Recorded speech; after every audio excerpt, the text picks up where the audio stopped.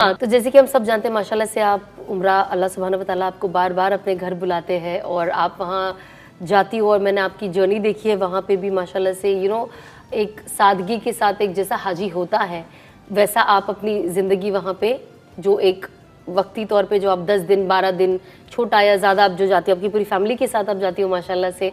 तो हम सबको पता है कि मक्का में जो फ़र्ज़ नमाज है, एक नमाज के बदला आपको 1 लाख सवाब है ना, 1 लाख नमाज का सवाब है। और बहुत किताबों में ऐसा आता है कि मदीने में भी अगर आप नमाज पढ़ो तो एक नमाज का 50,000 बार उसका सवाब है। तो आप इस चीज़ को माशाल्लाह से, आई एम श्योर आप वो सारी फ़र्ज़ नमाजें तो पढ़ती होगी, बट इससे ज़्यादा आप वहाँ पे और एक्स्ट्रा क्या इबादत करती हो? तो जैसे कि सारी नमाजें हरम में होती हैं अल्हम्दुलिल्लाह, उसके अलावा तवाफ़ होते हैं। उम्रा तो आप अगर एक बार गए, कई बार 2 बार कर लेते हैं, 3 बार कर लेते हैं, जितनी हिम्मत हो।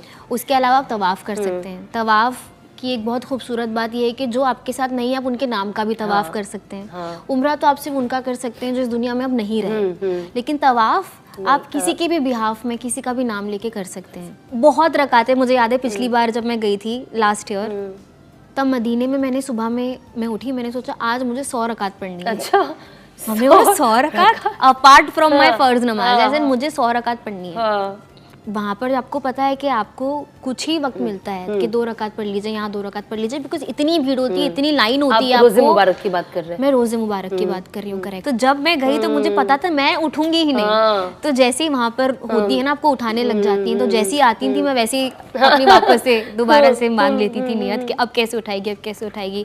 फिर थोड़ा आगे गई, फिर वहाँ पे पढ़ना स्टार्ट कर ली। और वो बेचारे बोलते रहते, वो बोलते रहते बेचारे, अब वो भी क्या करें। और पता है वहाँ पर इतनी भीड़ होती है, कभी किसी का पर्स लग रहा है, कभी कुछ, बिकॉज इतना क्योस होता है और सबको पढ़नी है, तो कभी कुछ लग रहा है, कभी कुछ लग रहा है। लेकिन वहां पर मुझे बस होता है कि तुम मुझे चाहे मारो, मुझे चाहे कुछ लगे, तुम मुझे घसीट के ले जाओ। मैं जब तक के निकलते निकलते भी उनको लगता है अब निकल गए, वहां पे भी खड़ी हो जाती। सो एंट्री के साथ साथ बीच में एक एक कदम रुक के, कभी यहाँ छुप के, कभी वहां छुप के, कभी पिलर के पीछे छुप के, कि मुझे पहचानो ही मत तुम कि मुझे बोल चुके हो। तो मैं तो जितना हो सका उतना पढ़ के निकल गई। उसके बाद मैं देख रही हूँ मेरी मम्मी आई नहीं, मेरी मम्मी छुप गई थी। तो जब दूसरा लौटा है उन्होंने उनके साथ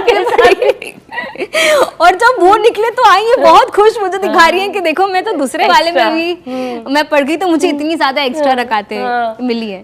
तो बस, लेकिन वो खुशी अलग होती है। वहां पर आपको ये सारे छोटे छोटे चीटिंग करने का मन करता है, बिकॉज दोबारा आपको कहाँ मौका मिलेगा। तो आपका दिल चाहता है कि जितना यहाँ पर हो सके, जितना मैक्स आप कर सको उतना आप कर लो।